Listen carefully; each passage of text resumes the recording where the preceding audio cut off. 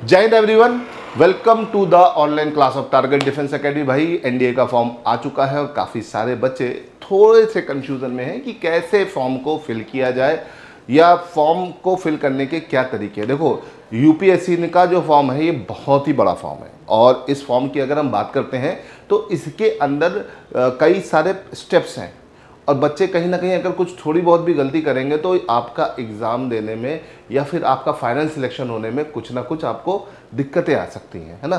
तो इस फॉर्म को बड़ी इत्मीनान से और ध्यान से भरिएगा और मैं आज आपको पूरा प्रक्रिया बता रहा हूं कि किस प्रक्रिया के दौरान या किस प्रोसेस के थ्रू आप इस फॉर्म को पूरा अच्छे तरह से भर सकते हो। देखो, पहली चीज़, step to fill NDA form. NDA form को भरने के आपके कुल मिला के मैंने 8 अलग अलग स्टेप डिफाइन कर दिए हैं।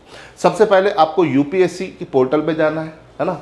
यूपीएससी ऑनलाइन पे जाकर, ठीक है, एक्टिव एग्जाम में जाकर एनडीए के एग्जाम को सिलेक्ट कर लेना है। पहला आपका स्टेप ये रहेगा, ठीक है। दूसरा स्टेप, अकाउंट क्रिएशन। आपका अकाउंट क्रिएशन होना बहुत ज़रूरी है, जिसके लिए आपको अपना फ़ोन नंबर, ईमेल आईडी की बहुत ज़रूरत पड़ने वाली है ना। फिर यूआरएन मतलब यूनिवर्सल जो आपका रजिस्ट्रेशन होता है ना, ये करना आपका बहुत ज़रूरी है ना। ये अगर पहले से बना हुआ है तो कोई दिक्कत नहीं, उसी से आप लॉगिन कर लो। लेकिन अगर आप पहली बार रजिस्ट्रेशन कर रहे हो तो आपको ये पूरा रजिस्ट्रेशन करना पड़ेगा। ये रजिस्ट्रेशन करने के में बड़ा लंबा प्रोसेस होता है और कई सारे बच्चे इस कंफ्यूजन में आ जाते हैं कि वो एनडीए का फॉर्म भर रहे हैं। नहीं, ये पहले वो रजिस्ट्रेशन का फॉर्म भर रहे हैं। तो यहाँ पर 2 फॉर्म आपको भरने पड़ेंगे। जो बच्चा पहली बार भर रहा है वो इस चीज़ को बिल्कुल ध्यान रखे कि भाई पहला ये रजिस्ट्रेशन यहाँ पे करेगा, उसका रजिस्ट्रेशन यहाँ पर हो जाएगा। अब ये वन टाइम है, वो जो यूपीएससी का कोई भी एग्ज़ाम देगा तो यही रजिस्ट्रेशन नंबर वो रीयूज़ कर सकता है। देन वो क्या करेगा, फिर वो जाएगा एनडीए के एग्ज़ाम के, जैसे आप ये भर चुके होंगे फिर एग्ज़ाम में जाओगे तो वहाँ पर 2 ऑप्शन दिखाई देगा, एनडीए, सीडीएस, जो एक्टिव एग्जाम्स हैं। इसमें तुम एनडीए में जाकर अपना फॉर्म भरना शुरू करोगे, पूरी डिटेल डालोगे, जो भी डिटेल वो एनडीए के हिसाब से ज़रूरी होगी वो आपसे मांगेगा और उसके बाद आपको क्या करना है, अपने डॉक्यूमेंट्स अपलोड करना है, जो भी डॉक्यूमेंट्स वो मांगेगा। अभी डॉक्यूमेंट्स क्या है मैं आपको बताता हूँ, ठीक है। फिर एप्लीकेशन फ़ी पे करनी है ना।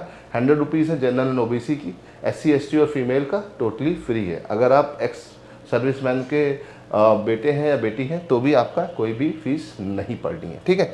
फिर आपको एग्ज़ाम सेंटर सेलेक्ट करना है। देखो, एग्ज़ाम सेंटर सेलेक्ट करना है और आप अभी फॉर्म भर दीजिए, है ना। जितनी जल्दी भरेंगे आपको वो सेंटर मिल जाएंगे जो आप चाह रहे हो। लेकिन अगर एग्ज़ाम सेंटर्स की सीटें फुल हो गई तो आपको आपका फेवरेट सेंटर ना मिलकर, आपके हिसाब से सेंटर ना मिलकर कोई दूसरा मिलेगा जो उस ऑप्शन में बचा रहेगा। तो ध्यान रखिए, लास्ट मोमेंट में फॉर्म भरने से इसलिए बचिए, ठीक है। फिर फाइनल सबमिशन आप ज़रूर कर लीजिएगा। फाइनल सबमिशन करने के बाद आपको एक कंफर्मेशन स्लिप मिलेगी, उसको सेव करिएगा, है ना। ये बहुत ज़रूरी है क्योंकि पिछले से पिछले एग्जाम में बच्चों ने फाइनल सबमिशन ना करने की वजह से बहुत सारे बच्चों का एडमिट कार्ड नहीं आया था। तो ये गलती मत करिएगा, ठीक है। अब देखो, बच्चा पूछता है सर डॉक्यूमेंट क्या रिक्वायर्ड है ना। तो फॉर्म भरने से पहले ये डॉक्यूमेंट्स आपके पास होने बहुत ज़रूरी हैं, तो आप फॉर्म एक सिंगल गो में आसानी से भर सकते हो। क्या, पहला आपका मोबाइल नंबर, एक एक्टिव मोबाइल नंबर होना चाहिए, ईमेल आईडी होनी चाहिए, सिग्नेचर होनी चाहिए। सिग्नेचर का फॉर्मेट कैसा होगा मैं अभी आपको बता दूंगा, ठीक है। रिसेंट पासपोर्ट साइज फोटोग्राफ होनी चाहिए, 20 से 200 KB के बीच में होनी चाहिए। वोटर आईडी, स्कूल आईडी या आधार कार्ड या पैन कार्ड, मतलब एक आईडी प्रूफ होना चाहिए। वो आईडी प्रूफ ऐसा हो जिसमें आपका नाम आपकी मार्कशीट से मैच करता हुआ हो। ऐसा ना हो कि आपकी मार्कशीट में नाम अलग है और आईडी प्रूफ में अलग है, या डिटेल्स दोनों में मिसमैच हो रही है आपकी या आपकी फैमिली की। तो ऐसा आईडी प्रूफ मत लगाइएगा, वो आईडी प्रूफ लगाइएगा जिसमें आपकी 10th की और 12th की मार्कशीट में जो नाम है, आपकी डिटेल्स है, वो उस आईडी प्रूफ में सेम है, ठीक है, ताकि आपको और झमेले से बच जाए, ठीक है। इसके अलावा 10th की मार्कशीट, 12th की मार्कशीट अगर है तो लगाइएगा, अदरवाइज लगाने की कोई खास ज़रूरत नहीं है ना। 12th अपेयरिंग लिख दीजिएगा, हो जाएगा। अगर है तो आप इसे कर सकते हैं क्योंकि एग्ज़ाम 12th अपेयरिंग वाले बच्चे भी दे सकते हैं। फिर कास्ट सर्टिफिकेट को लेकर बच्चे काफ़ी ज़्यादा कंफ्यूज होते हैं कि सर कास्ट सर्टिफिकेट कैसे बनेगा, क्या बनेगा। तो देखो, कास्ट सर्टिफिकेट के ज़्यादा कंफ्यूज ना होइए। ये क्योंकि यूपीएससी का फॉर्म है तो वो इस पेपर ये में यूपीएससी का जो डिफेंस एग्ज़ाम्स के पेपर्स होते हैं इनमें कोई रिजर्वेशन नहीं होता है, लेकिन बाकी एग्ज़ाम्स जो होते हैं उनमें रिजर्वेशन होता है। तो उस वजह से वहाँ पर कास्ट सर्टिफिकेट मांगा जाता है। तो फॉर्म का पैटर्न कॉमन है, इस वजह से यहाँ पर भी मांगा जा रहा है। लेकिन अगर आपके पास है तो बहुत अच्छा है, नहीं है तो पुराना वाला भी लगा लीजिए। नई डेट का नहीं आ रहा है तो वो बाद में अपलोड हो जाएगा, है ना। ठीक। इसके अलावा आपका कोई अचीवमेंट्स हैं, अवार्ड्स हैं, प्राइज़ हैं, सर्टिफिकेट्स हैं, जो भी आपके एनसीसी, एनएसएस या जो भी आपकी एक्स्ट्रा एक्टिविटीज़ हुई हैं, उनका कुछ है तो डिटेल आप भर सकते हैं। ठीक है, देखो इस तरह का आपको पूरा फॉर्म रहेगा। ठीक, ये फॉर्म आपको रहेगा, इसमें आपको ये सारी चीज़ें भरनी होंगी फॉर्म को में रजिस्ट्रेशन करते वक्त, है ना। आपका personal profile, parents profile, disability profile, address, education profile, employment experience, है ना, achievement, previous UPSC exam, photo signature.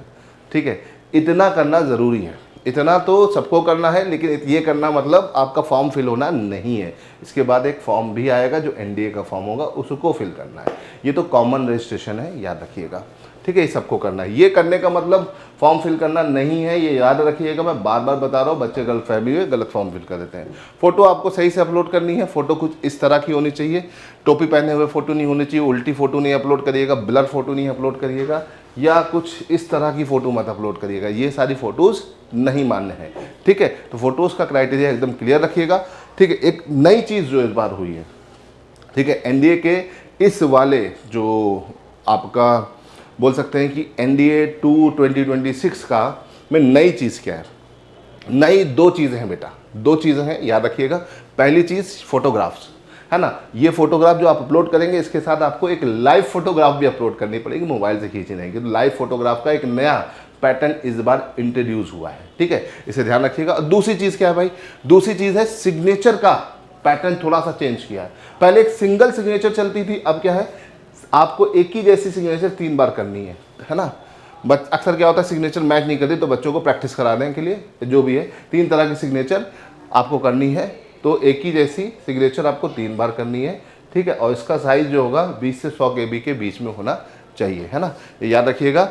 और सिग्नेचर ऐसी नहीं होनी चाहिए कि हॉरिजॉन्टली तुम कर लो या फिर कलरफुल में कर लो या किसी रूल्ड पेज में, नहीं, आपको एकदम ब्लैंक पेज पे करनी है ना, याद रखिएगा। और रैंडम इमेज नहीं लगानी है। ठीक है, तो ये ध्यान रखिएगा, ये चीज़ इस बार आपको एनडीए के एग्जाम में नहीं देखने को मिल रही है। ठीक है, तो इसे ध्यान रखिएगा।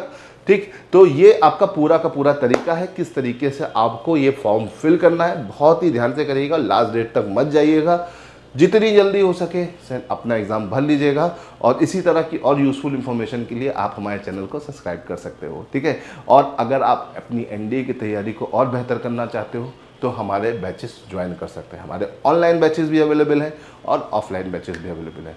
ये सब टारगेट बैचेस हैं, है ना। और अगर तुम्हारे दिमाग में आ रहा है कि क्या मैं 90 दिन में एनडीए क्रैक कर सकता हूँ, तो बिल्कुल कर सकता हूँ। मैंने इसकी स्ट्रैटेजी पे एक बहुत ही अच्छा वीडियो बना रखा है जो तुम्हें बताएगा कि तुम कैसे 90 डेज़ में, है ना, बहुत ही लिमिटेड वे में मेहनत करके आप एनडीए का एग्ज़ाम क्रैक कर सकते हैं। ठीक है, तो इसी तरह की यूज़फुल इन्फॉर्मेशन के लिए आप हमारे चैनल को सब्सक्राइब कर सकते हैं। फिलहाल आज के लिए हम इतना रहने देते हैं, फिर मिलेंगे कुछ और इंटरेस्टिंग वीडियो के साथ। टिल देन गुड बाय, जय हिंद।